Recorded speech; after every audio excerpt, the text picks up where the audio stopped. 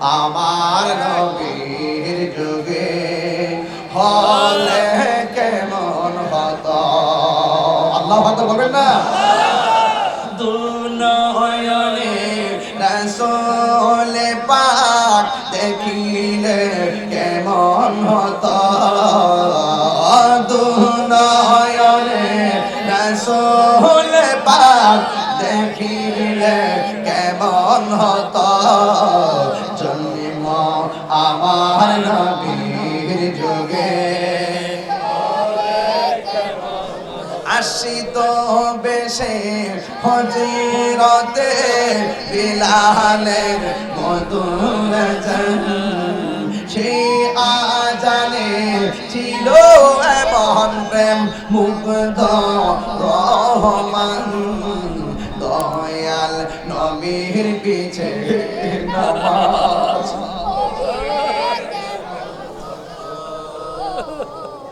দয়াল নবীর পিছে নামাজ পড়লে কেমন হতো। আমরা সুন্নিরা বাইতুল মুকাররমে গিয়ে দাঁড়ায় গেছিলাম যখন ফ্রান্সের ম্যাক্রন আমার নবীর বিরুদ্ধে কথা বলেছিল। আমরা বাংলার জমিন থেকে গর্জে উঠেছিলাম। এতেই প্রমাণ করে নবীর যুগে যদি আমরা থাকতাম, কাফেররা নবীকে তীর মারতো, ওই তীরের বরাবর আমাদের বুকটাকে ফেটে দিতাম।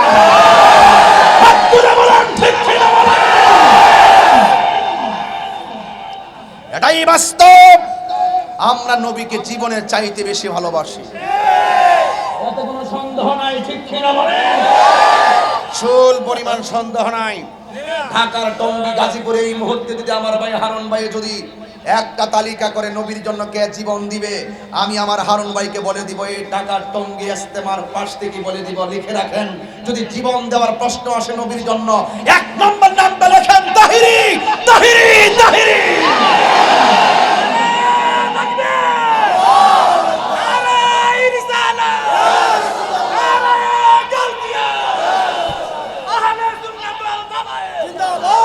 চাপার চোরে তাহিরি কথা বলে না, মাঠে পাবেন। আমি নেতা হয়ে মাঠে নামি নাই, কর্মী হয়ে মাঠে নেমেছি। এই জন্য শুধু একটা কথাই বলতে চাই, নবীকে জীবনের চাইতে বেশি ভালোবাসলে দেখেন কেমন লাভ। আমি সেই ঘটনার অবতারণা করছি আজকে আপনাদের সামনে। এই পৃথিবীর সম্পদ তুচ্ছ, এই পৃথিবীর পদ পদবী তুচ্ছ, একমাত্র আমার নবীর মহব্বত সবার শ্রেষ্ঠ। আর সত্যিকার নবীকে যারা ভালোবাসে তারা 5 ওয়াক্ত নামাজ ছাড়ে না। নবীকে যারা ভালোবাসে তারা মায়ের বুকে লাথি মারে না, ঠিক কিনা বলেন? আমি এই কথাই বলছি। এই মাইকটা মনে হয় আমাদের ব্রাহ্মণবাড়িয়া কসবা না, মদিনা মাইক সার্ভিস, মাশাআল্লাহ, শাপলা না, মদিনা। আলহামদুলিল্লাহ বলেন। আসলে খুব শান্তি লাগে কথা বলতে, হ্যাঁ খুব শান্তি লাগে কথা বলতে। কারণ আমরা বক্তারা প্রতিদিন 3টা করে মাহফিল করি। দিনের বেলা হেলিকপ্টারে গিয়ে মাদারীপুর মাহফিল করেছি। হঠাৎ করে হেলিকপ্টার টেকনিক্যালি প্রবলেম হওয়ার কারণে ওখান থেকে পদ্মা নদী দিয়ে স্পিড বোট দিয়ে ঘোরায়া দৌড়ায়া আবার কিভাবে যেখানে আসছি আল্লাহই ভালো জানে। পরে আবার আমার গাড়ি আমাকে নিতে আসছিল এখানে, ওই যে ক্যান্টনমেন্টের এখানে, ওই যে বসুন্ধরা মিল না কি জায়গাতে। হঠাৎ করে একদম আমার গাড়ির ডান পাশটা সম্পূর্ণটা ট্রাক এসে মেরে দিয়ে গাড়িটা একদম শেষ করে, মানে অর্ধেকই নষ্ট করে ফেলছে। গাড়িটা এখন ওখানে পড়ে আছে, মনে হয় পুলিশ প্রশাসন আসছে। মানে একটার পর একটা বিপদ আপদ চলছে আর কি, চললেও আরে আমার মাল যাক, আমার ঈমান ঠিক থাকলেই চলে। আমি মালের পূজা করি না, ঈমানের পূজা করি। আমি ইচ্ছা করলে দৌড়াই ওখানে যেতে পারতাম না। আমি যাই নাই, চলে গেছে, চলে গেছে। দুঃখ করো না, মাল চলে গেছে, আল্লাহ নসিবে রেখেছেন, গেছে গা। হাই হতাশ করো না, ধৈর্য ধারণ করো। যার জীবনে ধৈর্য বেশি তার জীবনে সফলতা বেশি। একটা গেছে আরেকটা আইব, যদি আল্লাহ পাক দেয়। কথা কোন ঠিক না? হিংসা করে লাভ আছে? হিংসা করে লাভ আছে? নিন্দা করে লাভ আছে? আমার ড্রাইভারটা আল্লাহর রহমতে একটু ব্যথা পাই নাই। যেইভাবে মনে করেন গাড়িটা নষ্ট হয়েছে, আমি মনে হয়েছিল যে ড্রাইভার চলে গেছে। না, আলহামদুলিল্লাহ। দেখলে ভয় পাবেন আপনারা গাড়িটা, আল্লাহ এভাবে হেফাজত করে। আলহামদুলিল্লাহ বলেন না? আমার ভাইরা, আপনাদের মনে একটু কষ্ট হইতেছে? আমি কি একটু বেশি চিল্লাইতেছি? তাহলে ধীরে ধীরে ওয়াজ করি, খুব নীরবে নীরবে, একদম চুপ থাকেন। এই যে কথা বলতেছেন, চুপ থাকেন। আমি কিন্তু, আমার উস্তাদ কিন্তু পাশে বসা, আমাদেরকে আদব শিখাইছে আগে। এই জন্য আপনারা কেউ বেয়াদবি করবেন না, ঠিক আছে তো ইনশাল্লাহ? গভীর মনোযোগ। আমার নবী ডাক দিয়া কই, পাগল তোমার মুখের মধ্যে দাগ, এখন ফক্স উঠলে মানুষের মুখে দাগ বেশি পড়ে না। আগে এই ফক্সের নামই ছিল বসন্ত, ডায়রিয়ার নাম ছিল কলেরা, আবার জ্বরের নাম ছিল টাইফয়েড, করোনার নাম এখন ওমিক্রন। বোঝা গেল এখন আস্তে আস্তে হালকা হয়ে গেছে, কথা কোন ঠিক কিনা? যখন নামটা পাল্টাই যাবে বুঝছেন হালকা হয়ে গেছে। এই থেকে করোনা কিন্তু ওমিক্রন হওয়ার পরে হালকা হয়ে গেছে। টাইফয়েড যখন জ্বরের নাম করে নিচ্ছে হালকা হয়ে গেছে, কলেরা যখন পাতলা পাখির নাম হয়েছে এটা হালকা হয়ে গেছে, বসন্ত যখন ফক্স হয়েছে হালকা হয়ে গেছে, এটা বুঝাই যে হালকা হয়ে গেছে। এখন আর আল্লাহর রহমতে কোনো গান, আলহামদুলিল্লাহ, এটা সব আল্লাহর দয়া। আল্লাহ এভাবে বান্দাকে সেভ করে। আর না হইলে প্রত্যেকের নাকি দিয়ে ল্যাংড়া মশা ঢুকায় ঢুকায় মারবে। কথা কি সঠিক? তাহলে চুপ থাকবেন না ইনশাআল্লাহ?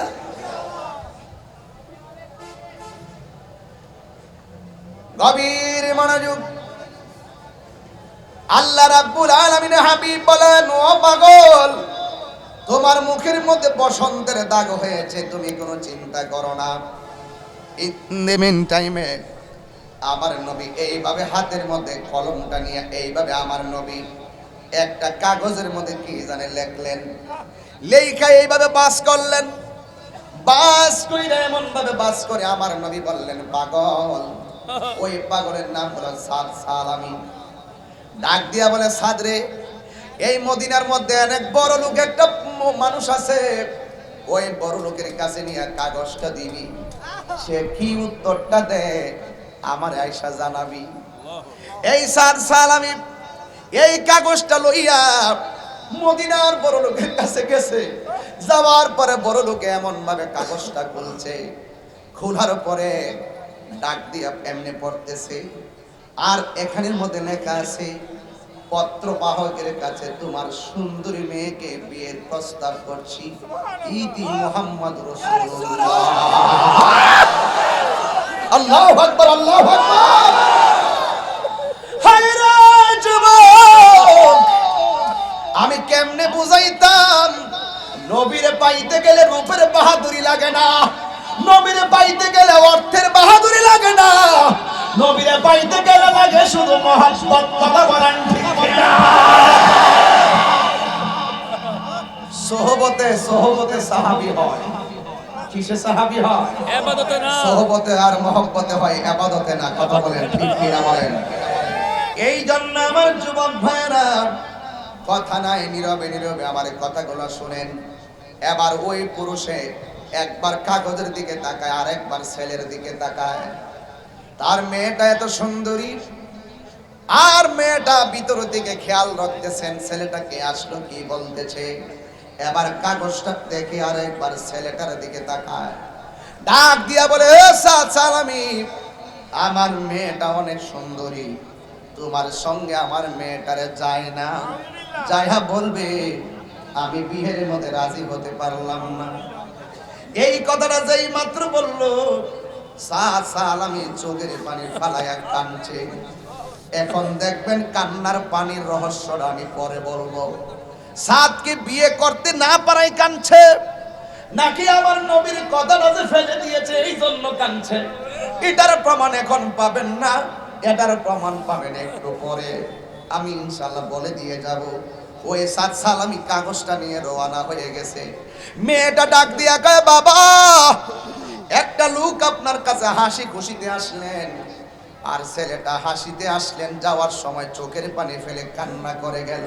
বাবা, কোনোদিন তো দেখি নাই এই দরবার থেকে কেউ কান্না করে গেছে, এই ছেলেটা কেন কাঁদলো?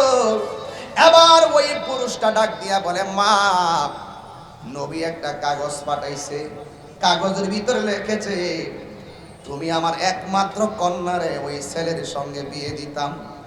তার যে চেহারা গর্ত হয়ে আছে, শীতলা দাগে কালো চেহারা, দেখতে পছন্দ না। আমি কেমনে তোমারে, এত সুন্দর মেয়েকে আমি কেমনে এমন একটা বিশ্রী ছেলের কাছে তুলে দেই? এই জন্য মাগো আমি রাজি হই নাই, আমি ছেড়ে দিয়েছি। আমি না করে দিয়েছি। মেয়েটা কেমন মেয়ে? মেয়েটা ডাক দিয়া কে আব্বা কামটা করলেন কি? আমি সুন্দরী হইতে পারি, আপনি টাকার মালিক হইতে পারেন, একটা বার কি ভাবলেন না এই বিয়ের প্রস্তাবকারীটা কে? আমার মতন এমন সৌভাগ্যবতী আর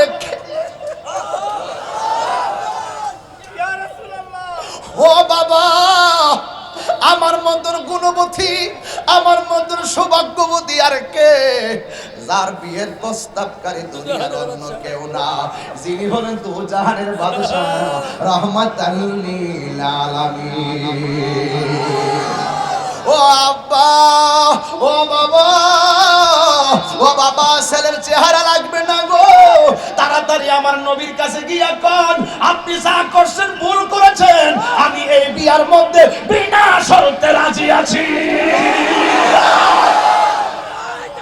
আল্লাহু আকবার, ইয়া রাসূলুল্লাহ, জিন্দাবাদ জিন্দাবাদ, আল্লাহু আকবার বলেন না, আরো যেরকম আল্লাহু আকবার। এই জন্য আমার যুবক ভাইরা, আমার ঘটনাটাকে ঘটনা বলে উড়িয়ে ফেলে দিবেন না, ঘরের মধ্যে আমার কথাগুলো চেতনায় ধারণ করবেন। যুবক, এবার আমার নবীর কাছে ছেলেটা চলে গেছে, পিছন পিছন মেয়ের বাবাও চলে গেছে। যাইয়া নবীর ডাক দিয়া কই, নবী গো, ও মায়ার নবী, বড্ড ভুল করেছি, আমি তারে না করে দিয়েছি, আমারে ক্ষমা করে দেন। আমার মেয়েও বিয়েতে রাজি, আমি বাবাও মেয়ের বিয়ে দিতে রাজি। এখন আমার নবী তারে ডাক দিয়া বলেন, এ সাদ সালামি, তুমি যে এত সুন্দরী মেয়ের বিয়ে করবা, মহারানা কোথায় থেকে দিবা? সাদ সালামি চোখের পানি ফালাইয়া কই, নবী গো, একমাত্র পাঞ্জাবিটা আর নিচের কাপড়টা ছাড়া আমার কোনো কিছু নাই, যা ছিল সব আমি দ্বীনের জন্য জিহাদের ময়দানে কুরবানি করে দিয়েছি। এই সাহাবীটা দ্বীনের জন্য, জিহাদের জন্য খুব পাগল ছিল, সব আমি দিয়া দিছি। এবার নবীর অন্যান্য সাহাবীরা ডাক দিয়া বলে, আর নবী গো, চিন্তা করবেন না, আমরা তো তার ভাই আছি, সবাই মিললে আমার ভাইরে সহযোগিতা করব। অনেক টাকা উঠে গেল। এবার আমার নবী বলে, সাদ, তুমি এবার বিয়ে পাকাপাকি হয়ে গেল, তুমি যাইয়া বিয়ের বাজারটা নিজের হাতে করে নিয়ে আসো। এই সাদ বিয়ের মার্কেটে গেল, যাইয়া বিয়ের বাজার করার জন্য কাপড় ঢুকাইতেছে, পয়সা পয়সা সুন্দর সুন্দর কাপড় নিতেছে। এই কাপড়গুলা যখন নিতেছে রে বাবা, নিতে নিতে নিতে নিতে নিতে নিতে নিতে নিতে একদম শেষ করে ফেললো। যেই মাত্র সব হিসাব মিলাইছে, দোকানদারে জিজ্ঞেস করছে কত টাকা হয়েছে, দোকানদারে পরিমাণ বললেন। টাকাটা দেওয়ার সময় হঠাৎ করে সাদ সালামির কানের মধ্যে একটা আওয়াজ আসছে, হাইয়া আলাল জিহাদ। আরে সাদ তো আগের থেকে জিহাদের জন্য পাগল, কে যেন ডাক দিয়ে গো, আসো,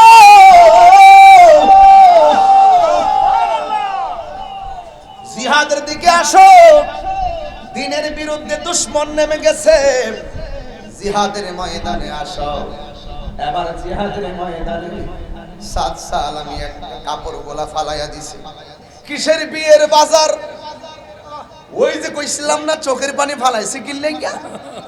বিয়ার জন্য যদি ফালাইতো, জিহাদের আয়োজন না কিন্না বিয়ের অনুষ্ঠানের আয়োজন কিন্না বাড়িতে আইতো। এখন ধাপে ধাপে প্রমাণ পাবেন সাহাবার চোখের পানিটা কেন ফেলেছিল। এই সাহাবীটা চোখের পানি ফালাইছিল একমাত্র আমার নবী যে কেন সে কষ্ট দিল, নবীর প্রস্তাবটা কেমনে ফিরাইয়া দিল। ও বন্ধুরি, ও টঙ্গী গাজীপুরের বাবা, ও আমার এলাকার বন্ধুরা, যত জায়গা থেকে এসেছেন, কথা একটাই বলে যায়, আমার নবীর সাহাবী যেই মাত্র শুনছে হাইয়া আলাল জিহাদ,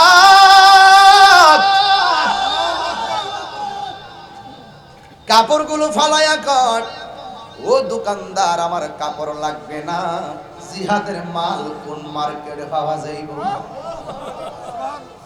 জিহাদের মার্কেটে চলে গেছে, তলোয়ার কিনলেন, মাথার হেলমেট কিনলেন। আমি আগেই বলেছিলাম ইসলাম বড় শান্তির ধর্ম, আল্লাহর কাছে একমাত্র মনোনীত ধর্মের নাম হলো ইসলাম। হেরার গুহায় তোমারি দেন, আসমান থেকে নামে আল কোরআন, ভাঙল সবার ভুল তোমারিও পড়ে, আসল কোরআনের ছায়া তোলে। খালিদ ওমর আলী আবু বকর ইসলামী ঝান্ডা নীল যে তোলে। আল আমিন তুমি ছিলে চিরদিন সকল মানুষের তরে। হে রাসূল তোমাকে ভুলে আমি কেমন করে, ঠিক না?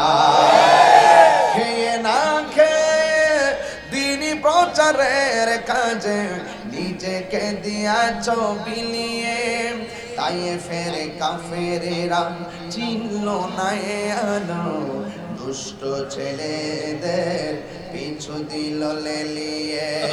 পাথরের আঘাতে ক্ষত বিক্ষত হয়ে সারা শরীর থেকে রক্ত ঝরে।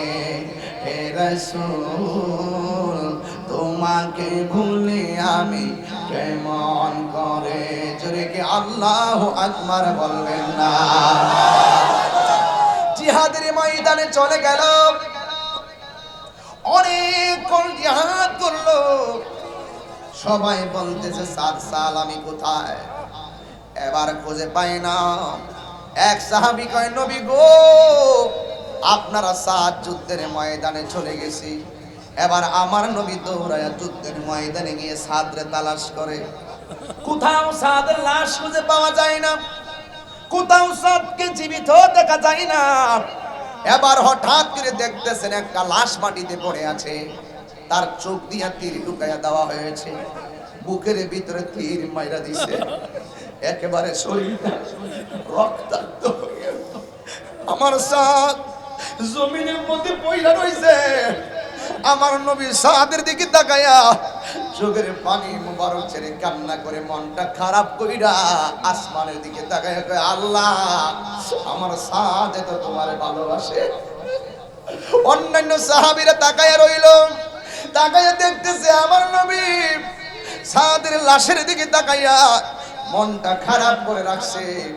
আর আসমানের দিকে তাকাইয়া আমার নবী আল্লাহরে ডাক দিছে মনটা খারাপ কইরা। হঠাৎ করে যুদ্ধের ময়দানে একটা তরুণ যোদ্ধা নবীর চেহারার দিকে তাকাইয়া দেখতেছে। আমার নবী চোখের পানি ফালাইয়া আমার নবী কাঁদতেছেন, আর আসমানের দিকে তাকাইয়া আমার নবী একটা মুস্কি হাসি মারছে। আর জোরে কোন আল্লাহু আকবার। এক সাহাবী ডাক দিয়া কয়, নবী গো, ও নবী, আপনি সাদের চেহারা দেখে আপনার মনটা খারাপ করলেন কেন? আর আসমানের দিকে তাকায়া আপনি মুস্কি হাসি দিলেন কেন? নবী বলে, সাহাবীরা রে, আমি যাহা শুনি তোমরা তা শোনো না, আমি নবী যাহা দেখি তোমরা তা দেখো না। জোরে আল্লাহু আকবার বলবেন না? ও বন্ধুরে, ও যুবক ভাইরা শোনো, আমার নবীর প্রশ্ন করে, নবী গো আপনি নিচের দিকে তাকায়া কেন কাঁদলেন? ভাই আমার সাহাবী কত ভালোবাসতো, আমার সাহাবী দিনকে কত ভালোবাসে, আমি নবীরে কত ভালোবাসে। দুনিয়ার